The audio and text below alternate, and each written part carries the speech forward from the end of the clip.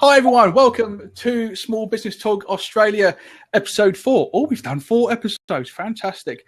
Now, slightly different today because our marketing and branding guru, Julie Sanderson, she's a little bit poorly today, so she's off tucked up in bed. And we've got our very first guest, the wonderful, slightly demure Kylie Wall from Kapow Recruitment. Hello, Kylie. Hello. So, and of course, we've got Suzanne and Stephen Brown from Etienne Lawyers, our legal eagles. So, hi and welcome to you all. So, this episode is all going to be about recruitment, fundamentally for small business.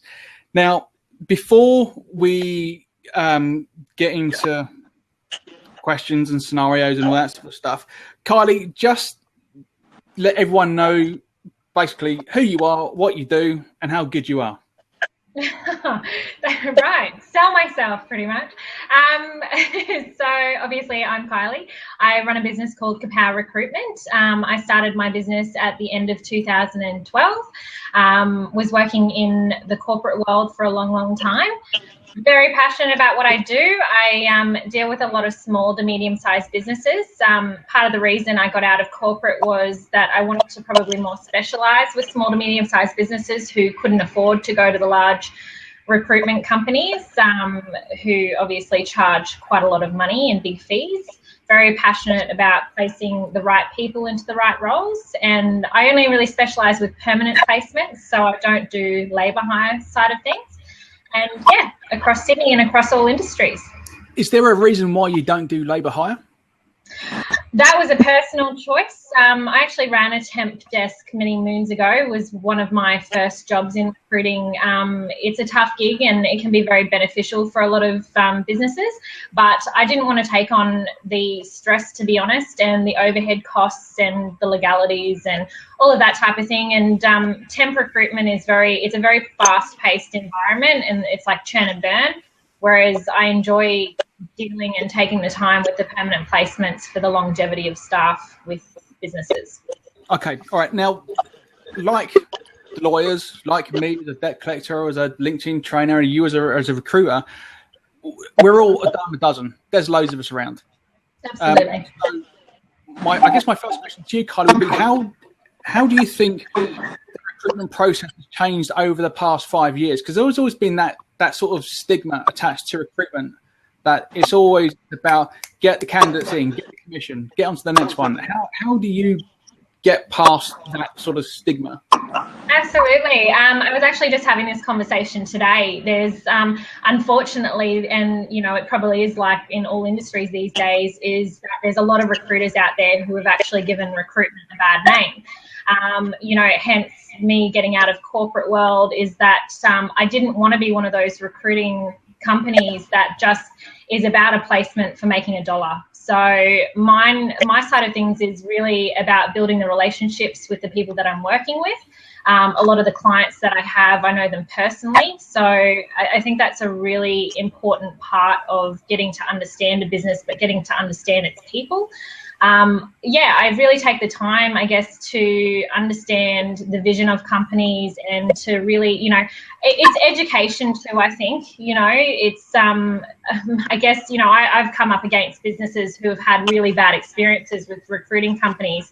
I don't look at any companies as competition, essentially, because it's more about me getting to know them and building that relationship and growing from there.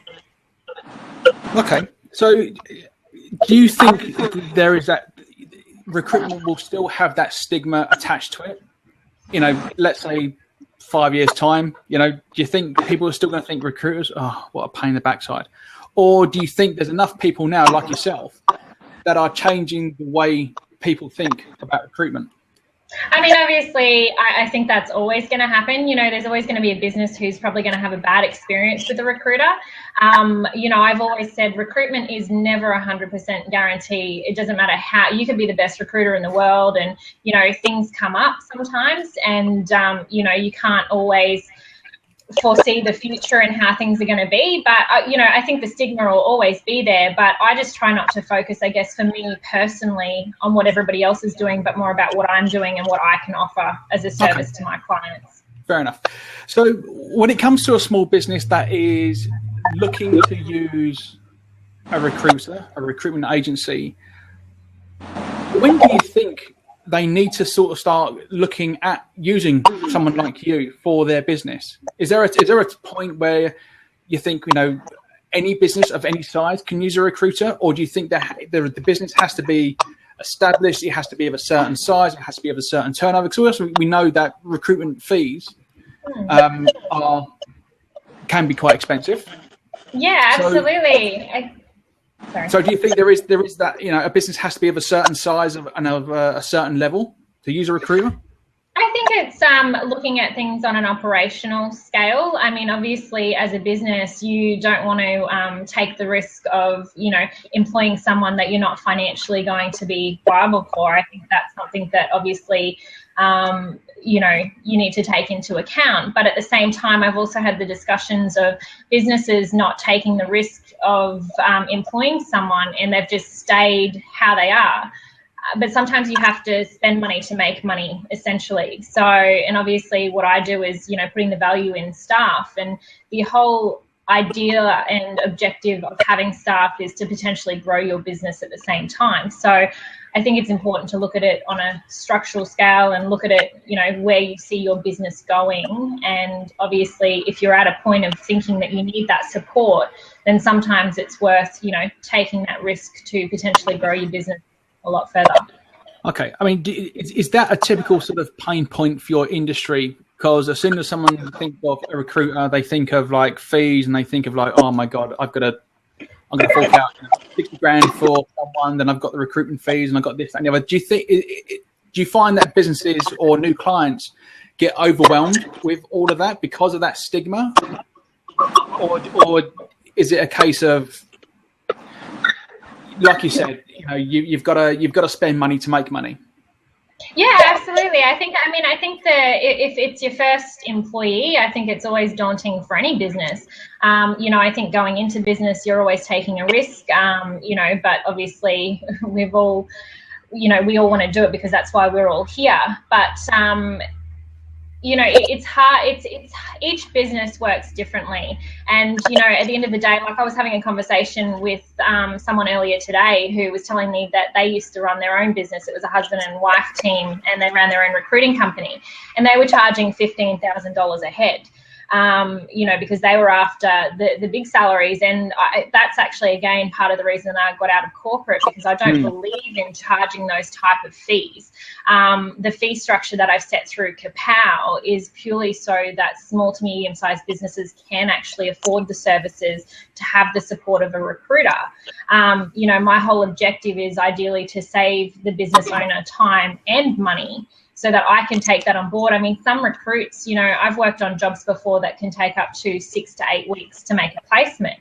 And I take that time at the beginning purely so that we can actually find the right person, so that then by the time they start, it's the right person starting for the longevity, so that then the company, you know, will in turn get that money back in the long run. But, you know, on a fee scale, you know, I totally understand from businesses, because, you know, they might not be able to afford it, but that's why I started a business where, you know, small businesses can actually afford to have the support of a recruiter and not have to pay the big bucks. Okay, quick question for you. Where did Kapow come from? Why did you name your business Kapow? Really good question. Look, it was quite funny. It took me a long time.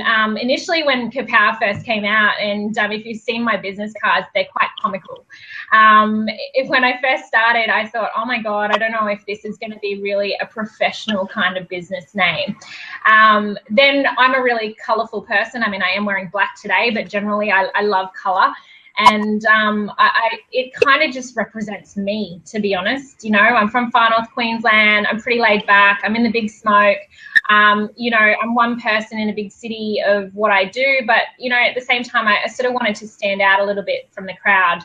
And I actually have a friend of mine who, she's in business, she runs a large smash repair company out of Penrith, and she's got over 30 staff. And she actually said to me not so long ago that when I first created the name, she was a bit unsure as to whether it was, you know, whether it would sit and whether it was really right on that professional scale. But then she actually turned around to me and said she was really glad that I stuck with it because, as you know, you call me Kapow. So I go, if people are going to call me Kapow, I'm happy to stick with that. You know? Yeah, I mean, how long have I known you? Probably less than a year. Well, no, about a year, I would have thought. About a year, yeah. It was the start of our networking group. And yeah. I think from day one, for me, you were just known as Kapow. Yeah. You weren't Kylie. You were just Kapow, which I think is great for. It's great marketing. Yeah, great marketing. Can't complain. Yeah. All right. So. Oh, actually, and just on that, just to quickly add, I actually then, after I'd named it, I turned around and went, if people do ask, I can actually say that it means Kylie's Agency Power of Workers. Kapow. Was you drunk when you thought of that? No. And if not, yeah, actually, a quick question to you, Stephen and Suzanne. Actually, Kylie, have you trademarked Kapow?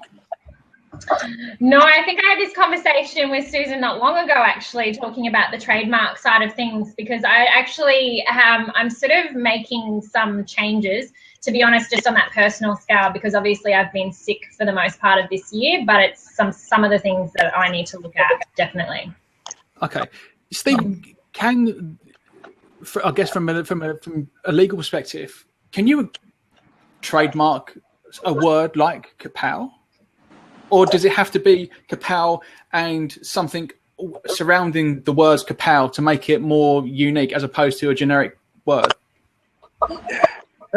Let me answer the question a bit more theoretically, and then I'll answer the question more precisely. The microphone. You can't register. Come to the mic. Come to the mic.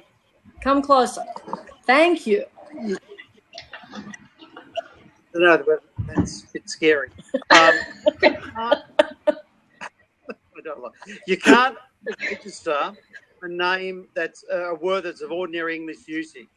So the, road, street can't be registered. However, if you incorporate it into some graphic, logo, or colour, or shape, or figure, then you can use the word. You won't get exclusive use for it, but in the context of the diagram, the graphic that you have, you can get a trademark for the entirety of the process. Now, Kapow maybe per se couldn't be as a word, but if it's stylized in the way it's written or colours, then yes, you'd be able to get a trademark for it. Okay, that's all right. Good to know. Yeah. I mean, that is good. I mean, let's face it. I mean, like I said, your business cards, they are colourful. They do stick out, I have to admit. So let's change focus. With the way she relates to her clients, it's very similar to, I think, a lot of professionals. I think other than a professional who is seen as being value additive immediately to your business, and so the only ones I really come to mind are accountants, because people see them as saving money by saving tax.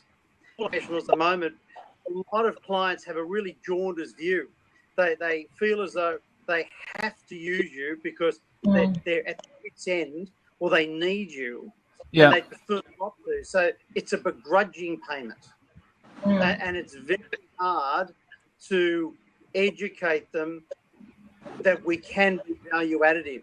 Yeah, and we've got to work on, but it's very difficult. You need their trust, and often it's very difficult for lawyers to get new clients where the particular person has a strong and good relationship with a current lawyer. Yeah. The lawyers talk about we can lose a client but it's very difficult to gain one. And we only normally gain a client when a client has given their previous lawyer the flip, to use the technical term. Yeah, Wow. it's the sort of same for my industry as well. So it's I know exactly what you mean. I mean, it can be seen as a sort of bit begrudging. Oh, can you go and collect 100 grand's worth of debt? Yeah, sure. Right. Okay. Now I want my 10 grand for my commission. So you know, it's I understand what you mean. So let's change tax slightly, because in my last corporate role, I had like 50 staff. So I was quite heavily involved in interviewing people, and there's always that saying like, oh, you can go and work out within like 30 seconds whether someone's going to be a good fit for your team. Do you believe that, Kylie, or do you think that's just a bit of a misnomer? No, absolutely. I think that, you know, it's all about people, realistically. And I think that what a lot of people forget sometimes is it's not just about their skill set.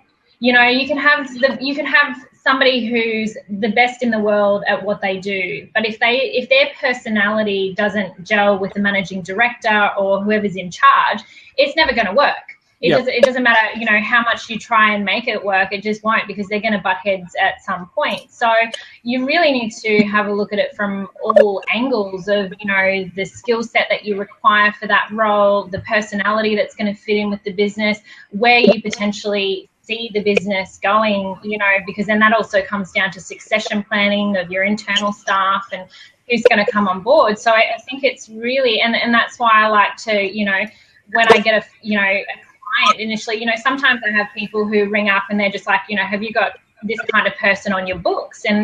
But I like to sort of have each recruit start it from fresh, because it's important for me to go and meet with my client, to sit down with them, to actually even go to the premises of where the business and where this person is potentially going to be working, to understand what kind of environment they're going to work in.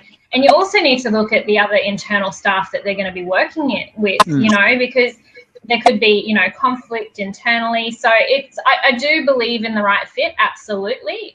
It's just sometimes it's better, you know, I get a lot of clients who want to rush and say, hey, we need someone yesterday. Can you just give us a person?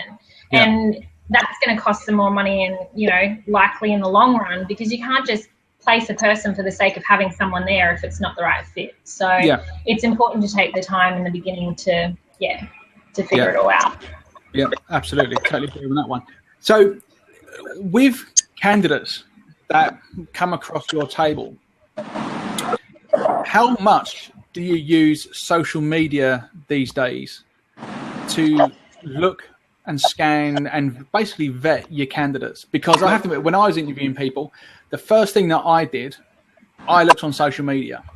I went and tried to see if I could find those, you know, those ridiculous looking photographs of them doing something stupid. Because in the day, if I was going to employ them and bring them into my team, I'd need to make sure that they could actually do the job. Now, if I've got a picture of them sort of like going, you know, writing on Facebook, oh, I need to chuck a sickie, I've had too much beer in the weekend, I ain't going to cut the mustard. So do you use social media a lot when you're looking for, when you've got a candidate CV?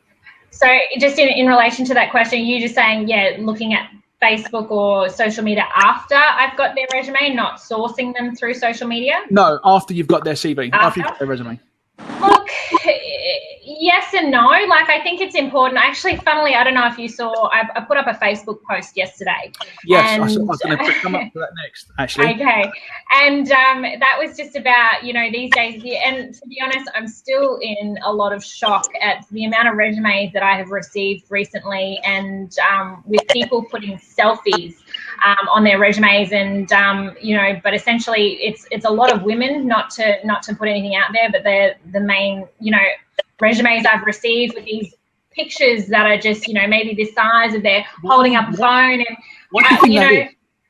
you know, I think there's a number of reasons. You know, I don't know whether there's false information out there. You know, I've had this question thrown at me before of, you know, is a photograph on a resume a good thing? I would say it's okay if it's a small shot, but it has to be a corporate photo. You know, I think that the selfies, and, you know, I had one lady, and obviously I'm not going to name names, but she actually had a stream of 3 different shots on her resume of, 2 were social shots, and the third one was of her working out in the gym. And she put this photograph of, and she was applying for an operations manager role. And it wasn't, so it wasn't just a casual position. She was applying for high-end management, and it's not a good look. And so, I guess that kind of links in with the Facebook side of things. And look, I'm going to go and do a school talk to some high school students on Monday. And, one of the things that I talk to them about is it's really critical about what they put on social media, because, it may not be me looking for it, but I mean, I may send it. I've had clients who have then gone and had a look, and they could present great to me in interview. They could be extremely professional, their resume. And then my client, once they've gone over there and my client's done their own research and found them and seen a photograph or seen a drunk picture that they took on the weekend, and it could have been from 5 years ago, but they don't want them representing their company. They're looking at this essentially of going, well, this person's going to be employed by my business, representing my brand, and so it's hard. Do you find as well, especially people of the, I can't believe I'm going to say this, the younger generation, Gen Y? Yeah, Gen Y. Sorry? Wash your mouth out. Do you find that people of Gen Y, Stephen, they're more sort of open with their social media profiles? Because when I'm trying to trace someone down who owes money, one of the first things that I'll do is look at Facebook, and there are so many people out there these days that have unprotected Facebook accounts. So I can literally in 5 minutes. I had a client that had one of their ex-employees had skipped to the USA. I think you know the one that I'm talking about, Suzanne and Stephen. So and literally within like 5-10 minutes, I knew where he was. I knew who he was working for. I had his American mobile phone number, and it was just there for everyone to see. So do you see that a lot more with the younger generation?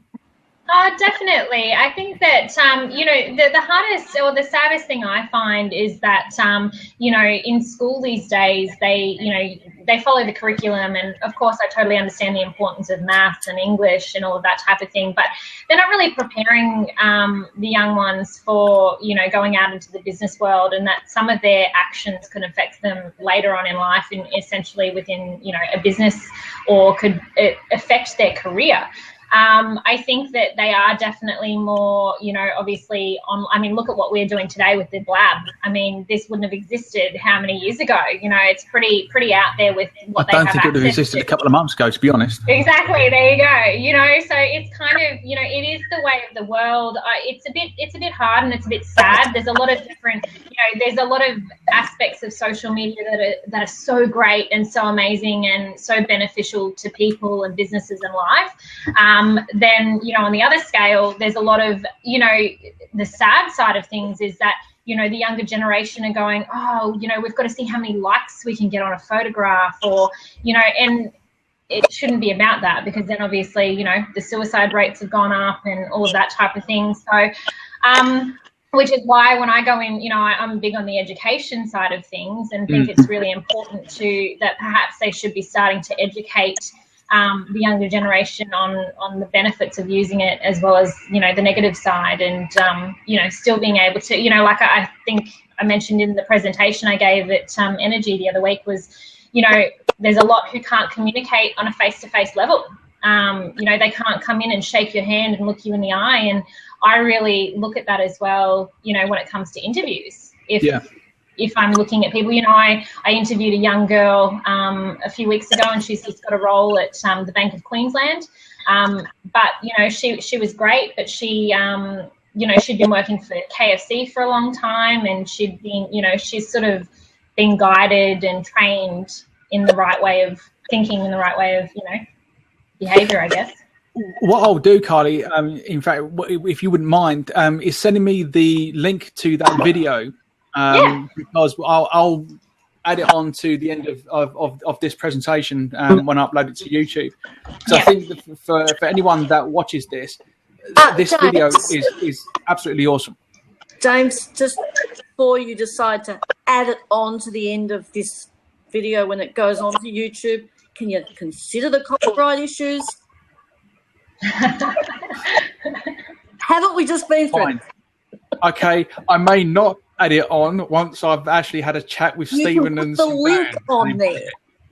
You can Sorry? put the link. You can put the link to it. All right, I'll put the link on there. There we go. And I'll do the relevant attributions. Great. You see what I have to put up with? Blimey. We did a whole hour on this. Yeah, all right. Did you not learn anything? We're always learning. Always learning. You just don't listen to me. James. Sorry? You never listen to me, James. No. I don't. I do, but I don't.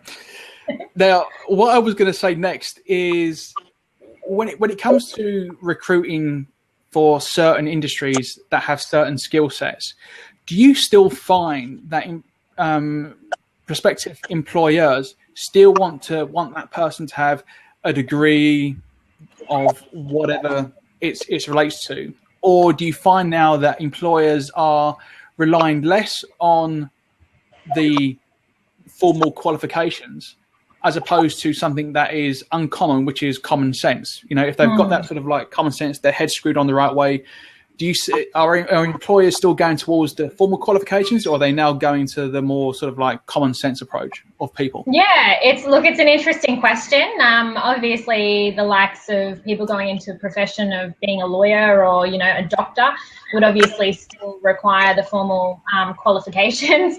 But to be honest, you know, a lot of the clients, you know, I guess it's debatable, really. There are a lot of clients that I've dealt with who are open, and I think the hands-on work experience and their attitude is actually probably means a lot more these days in roles that are probably not as essential as having those degrees or having any kind of certificates. As you know, I mean, obviously there's, you know, it's always, I don't think it's ever going to be a negative.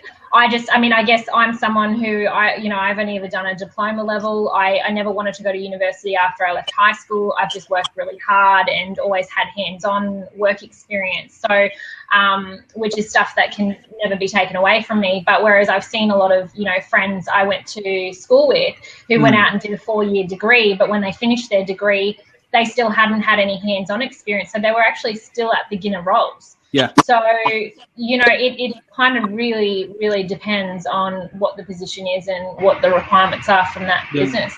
Because Stephen, Suzanne, because you've had a couple of high school students working for you guys, because I remember you brought them into energy 1 week. When you get someone in like that, is that part of the Breed program, by the way? Yeah. Okay, so when you get someone in, what do you teach them? Because obviously they're only there for a certain amount of time, and what you guys do is extremely sort of, you know, specific and extremely sort of complicated and extremely important. What sort of information do you actually try and convey to these like young guys that are going to end up? It depends on whether the person is for secretarial PA role or whether they're there observing to be a lawyer. Now, if they're there to be a lawyer, then all you can really do is have the person tied to your hip and show them what you do and try to get them involved, because generally, especially school students, it's different if they're university students, but school students don't have any legal knowledge or training. So you can't talk about the niceties of the difference between an offer and acceptance, consideration, and intention to be legally bound and capacity in a contract, because you'd be spending a whole day lecturing them on those topics as opposed to saying, here it is, you know, is this a valid contract or is it a mere agreement? And so all you can really do with some of the students is give them the opportunity to sit and observe and say to them, at the end of the week, is this what you want to do? Are you happy to be on the phone most of the day? Are you happy to be running in and out of the office? So that's what I try to do, at least with the law students. With the PA people, Suzanne could probably answer it a lot better from the administrative perspective. Yeah, I have a program set up when they come in to do admin work. So I have basically the same job, and I set it out and I give them a whole range of tasks. And the tasks are the same for everyone. Each student comes in and repeats the same task. I don't have to go. I don't go out and look for new things for them to do. I have a program set up so they've got something to do all the time. And they do things from working on Excel spreadsheets to Word documents to scanning to shredding to all the things that need to be done in the office. And they just repeat this program each time they come in, or each time a new. I actually think that's really great too, because that's something that I think is really important, even, you know, for high school students. I tell them the work experience, for them to gain work experience, it sometimes shows them whether they're actually going to want to work in that industry or not work in that industry. You know, I mean, how many students actually leave high school, go into study their degrees, and then they actually find at the end of it that's not actually what they want to do, or they start a job and it doesn't meet the expectation as to what, you know, what they were actually hoping for, because they were thinking it was something completely different. So I think work experience is really important for students and, you know, and university students, any student really. So Kylie, from your perspective, do you think there should be more emphasis in high school education where they should go out and get more work experience? Absolutely, 100%, because, you know, again, you're following the curriculum. They don't get taught how to write resumes in school. You know, they don't get taught what it's like to go for an interview. They don't even, you know, some of them might not even, you know, I mean, I've met a lot of students who, yes, you know, you can meet a handful who really know what they want to do, but then there's some who just have no clue. But, you know, they might not know exactly what a lawyer does, but I mean, how many different types of lawyers can you have? So they might want to go into one area, but how are they going to know that if they don't have any kind of, you know, they might want to be a debt collector, but then realize, you know, what it actually takes to be a debt collector. And, you know, even just going to work in offices. And that's why I love seeing on, you know, resumes, I tell the students is that, you know, if they have got the work experience of working at McDonald's and KFC, you know, they're learning customer service skills, they're learning cash handling skills, they're learning, you know, different types of things. But then even to just go and work in a corporate office, you know, it's quite daunting, I think, going from high school to all of a sudden, if you don't actually go to university and then you're thrown into the big wide world of, you know, what are you going to do? Go get a job. But you don't even know where to start sometimes. And a lot of them, I think, just take on whatever they can get. Yeah, sorry, Suzanne, you were about to say something and I really cut you off. The last girl I had come in to do, she was studying business studies, so she came in to do admin work. The work experience she'd done the time before, she went to a real estate agency, and what they did was they allowed her to make coffee and get the lunches. Wow. For a week. How depressing. Yeah. Yeah, for a whole week. Yep. And she didn't want to come and do it again because she thought that's what would happen here as well. See, that's really sad. Yeah. And actually, I've had friends who have done uni degrees, and actually their first job has ended up them being the coffee runner or the tea maker, and you just think, and they sort of go, what have I done? I've just studied 4 years to do this. Yeah. So, yeah. I think as well, there's that expectation, especially people, I mean, I'm not, you may be surprised, but I'm not university degreed. No, I'm not. I am surprised. God bless you. But, you know, there are, again, like you, Kylie, I know a lot of people that have pretty much spent most of their adult life getting various degrees and doctorates in universities. You shove them out in the corporate world and they will just crumble because there's that expectation of like, I've got all these letters after my surname. Worship me. It's like, actually, mate, you're a bit of a muppet. Mate, go and make your tea. Because they don't have that work experience. They don't have that, basically, day-to-day knowledge of business other than the technical mumbo-jumbo that they spent God knows how many years trying to learn. Yeah. So, and again, that also comes down to the people skills as well, you know, in school. Like, that's why, you know, some of the Gen Y aren't even able to hold a conversation So, and then they continue that, and it's just, yeah. How's their writing skills? When they write their CVs, do they do it in tech speak? I honestly, not even the Gen Y here, the amount of resumes, like if I had the time to ring every single person who sent me a resume, I would, but unfortunately I don't. The amount of horrible resumes I get all the time, and that's from all ages. It's kind of scary, to be really honest with you. The formats and the worst part about it is there's actually hundreds of templates on Word, you know, that you can actually get access to, where it actually tells you how to write and tells you what information to put in. And a resume is supposed to be, you know, simple is better. You know, 2 to 3 pages, and keep it professional and put the right content in there.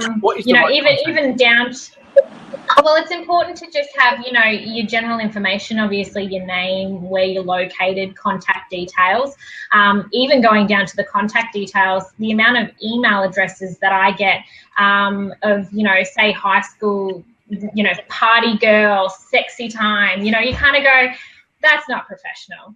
You know, create an email address that is actually going to be your name. And I know it's hard to find something with, you know, that's exactly just your first and last name, because there's, you know, a lot of people have already got it. Yeah. But just creating something that's a little bit more professional.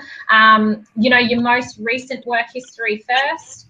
If you're coming out of high school, you know, obviously they're not going to have a lot of content. So any work experience that they've gained access to, you know, if they worked at Eddie and Lawyers for a week, you know, putting that down, it just makes a difference. And, you know, and reference contacts as well. You know, I always question the referee contacts, because, you know, I like to see referees from where they've actually worked in the past. But, you know, quite often you get people putting friends down and things like that. But it's important to talk to somebody who, you know, where they've actually worked before, to understand, you know, what their work ethic is like. And, yeah, so, you know, resume it shouldn't be 10 pages. It literally 2 to 3 pages is max is great. Okay. So walk me through the process. So you've looked at the CV. Now, do you go and see the candidate? Does the candidate come and see you? Do you Skype them? Do you just phone them up and have a chat over the phone? Yeah. What are the sort of the questions that you ask that small businesses could also use if they're going to try and employ someone themselves? What would be like the key questions to ask? Yeah, so the first part of the process is obviously I've you know, put the ad up, but once the applications come through, I always screen every single application. So say, for example, I'm hiring for a client up in Queensland at the moment. Always get, you know, Queensland's tough because people are looking for jobs left, right and centre. You know, I could get up to 100 applicants per job. So I'll actually screen every single application that comes through. Then I will shortlist those applicants that I feel on paper look like they'd be suited to the role. I do an initial phone interview. Basically, the phone interview is like a short 5 to 10 minute chat, just so that I can get a good understanding.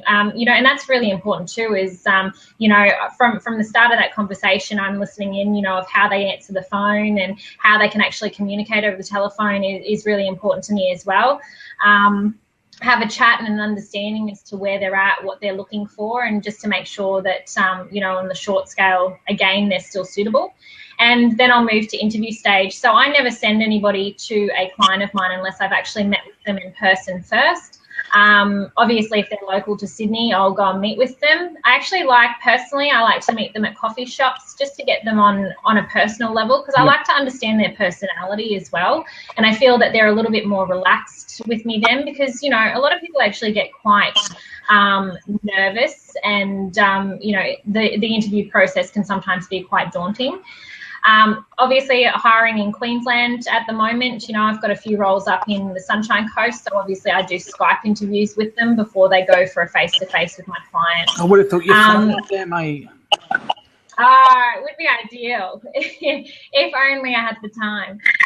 But, you know, you know, the questions are really important. You know, I guess you know, as I said, I sort of start, you know, with having general conversations with people. So at the end of the day, I think it's really important for the candidate and the client. It's got to be that right fit. But I always tell the candidate it's got to be important for them to almost interview the client as much as the client's interviewing them, because they've got to feel it, and they've got to, you kind of got to believe in the company that you're going to be employed by, because at the end of the day, we spend more time at work than we do in our personal lives most of the time these days. So I get a really good understanding of their work history. I'm very big on understanding movements on resumes as well. Yep. These days, and it's probably going to get worse with the Gen Y, is that the movements. I love seeing when somebody has been in a job for 3+ years, because it's quite rare now. Really? I love, it's getting rarer. So and what's the average now then? A year? Yeah. 2 years, if that, less sometimes. I've just been, and probably worse in trades. Like I'm hiring for a maintenance electrician up on the sunny coast, and I've got guys coming left, right, and centre who are coming back from the mines, because obviously there's a lot of mine shutdowns. Yeah. And their movements are 3 months, 4 months. Because a lot of their stuff is project work and shutdown work and things like that. But it just looks like they don't have any loyalty for their, for what they've worked. But that's the industry that they're in. So it's funny you should mention about loyalty, because do you think employers these days are sort of aware that people are just flitting between jobs? So do you think there is less sort of onus on the employers to try and keep decent employees? I mean, obviously you've got the likes of, like Google, that allow people to go and come in their own clothes and wash their clothes and God knows what else, play basketball on pre-made courts, whatever. But they're the exception. So do you think there are businesses that just got to a point now where, like, look, you're a dime a dozen. I know I can go and get someone else to replace you. There's no hardcore, emphasis to keep good employees? Look, I think there's still a lot out there. A lot of the clientele that I work with, I mean, my whole, objective for my clients is to actually find someone who's going to be there long term. Every single job, doesn't matter if it's a small job or a big job. I want to have someone that's going to stay with them, ideally for the next 5 years. Do you know what I mean?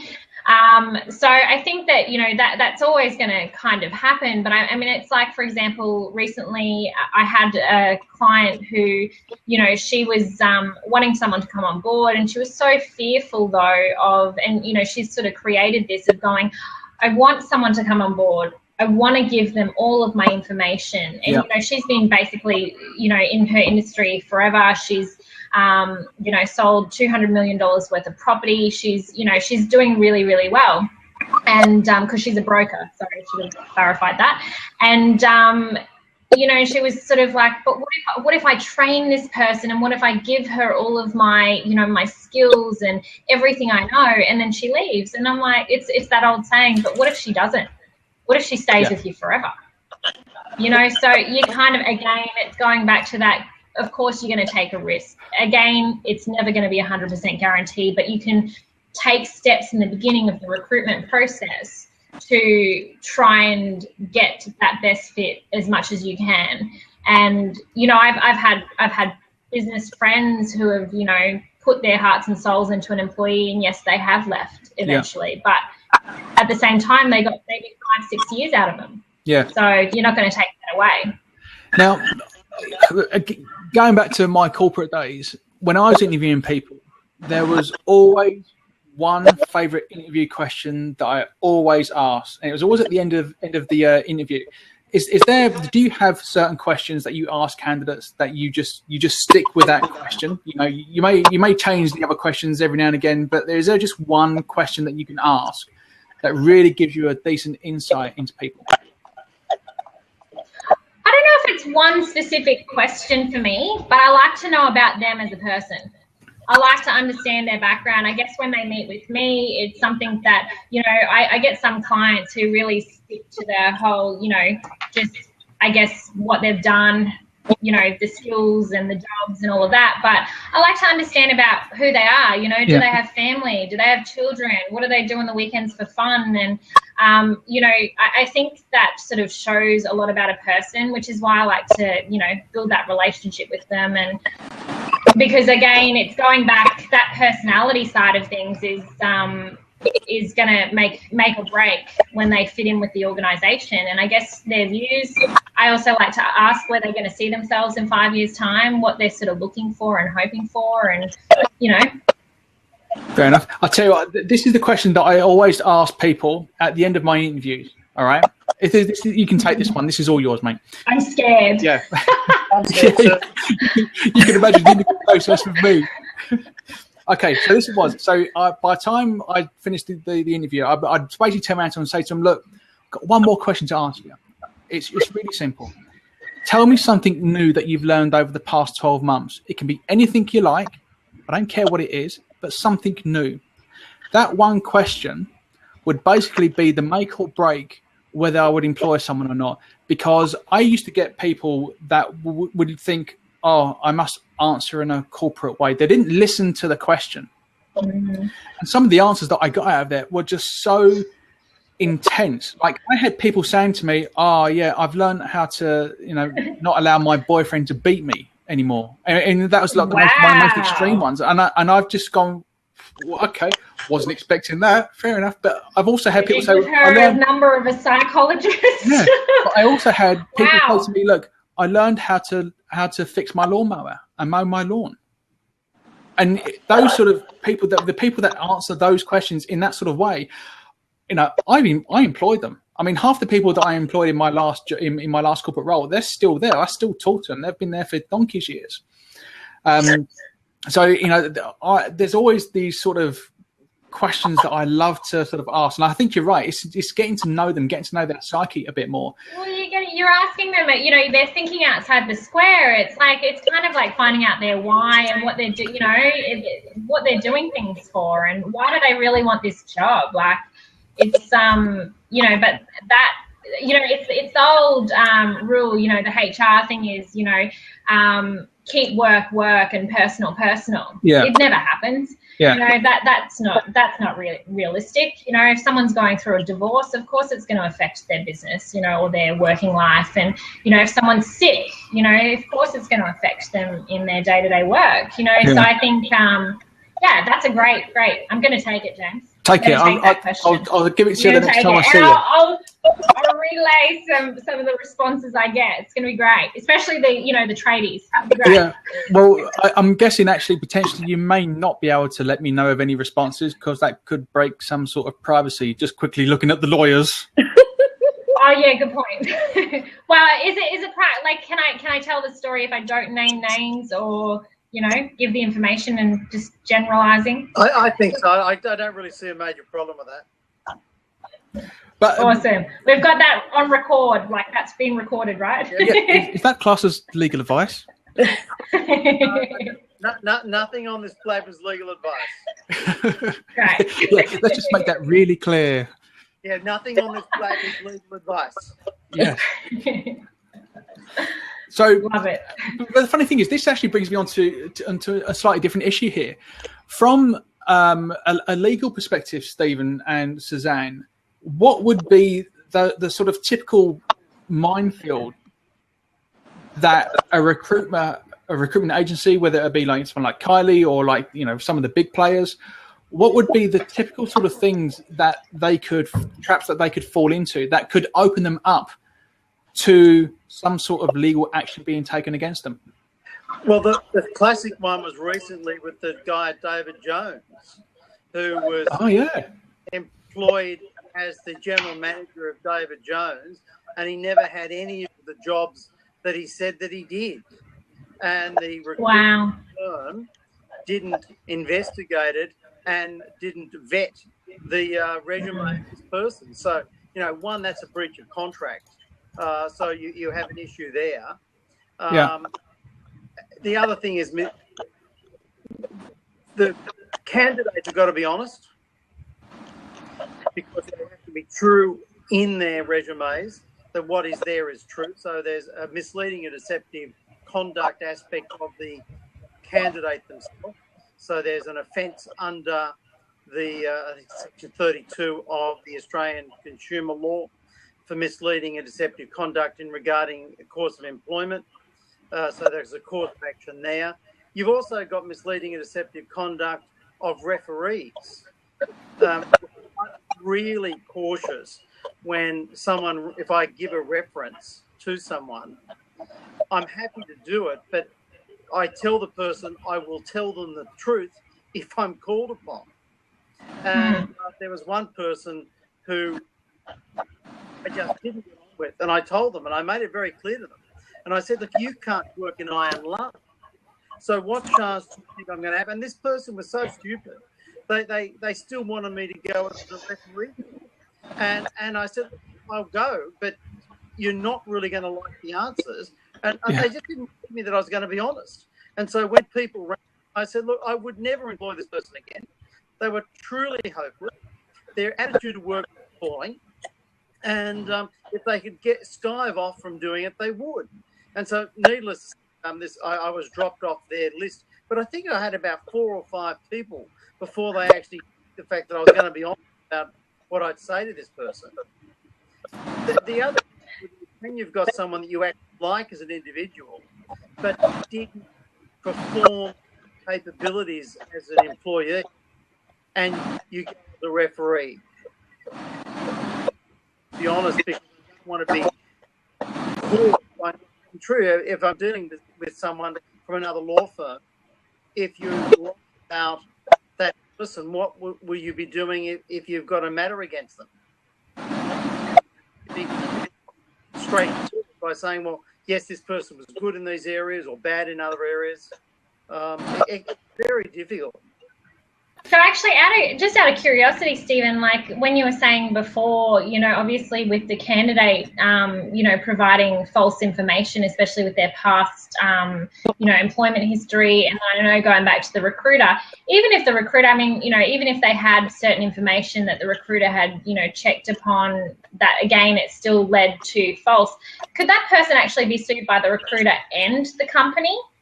So how does that work? Like essentially, like if David Jones then sue the recruitment company, but the recruitment company could then sue the individual? Yeah, it could.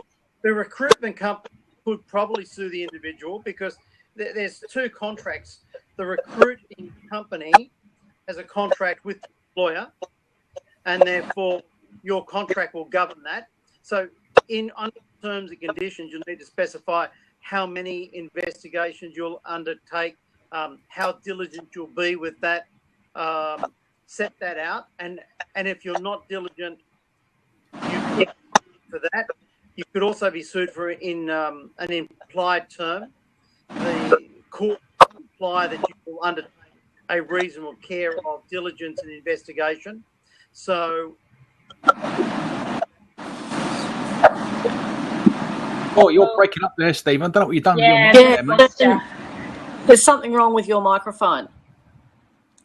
Well, it must be wrong with all of them because it's the same as the iPad and this. I don't. That's a bit better. Can you hear now? Just was a moment, just cut out a whole chunk of what you just said.